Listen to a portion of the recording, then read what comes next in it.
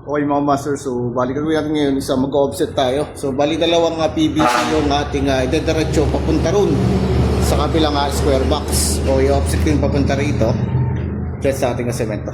Okay.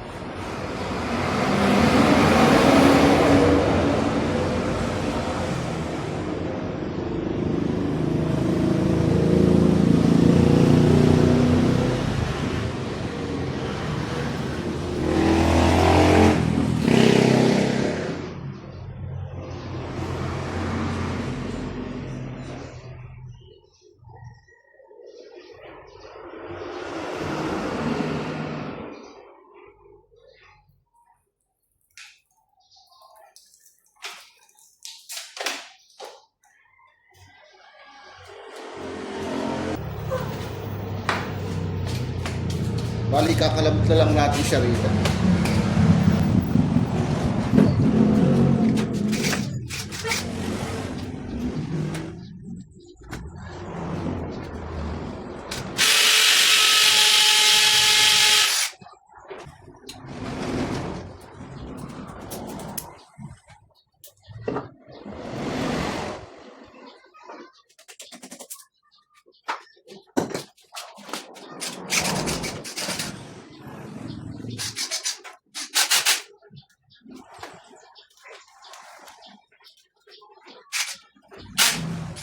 Okay, so yung mga master, bali okay na. Bali in-offset ko siya rito. So medyo malaki lang siyang offset kasi ito yung nakaano to ay nakahaya sa pataas. Ayan. So itong isa ay papunta rin sa kabilang box. Then ito, isa papunta rin dun. So ito yung sa ilaw natin at ito yung sa ating outlet. Okay, so dinalawang tubo na natin mga master.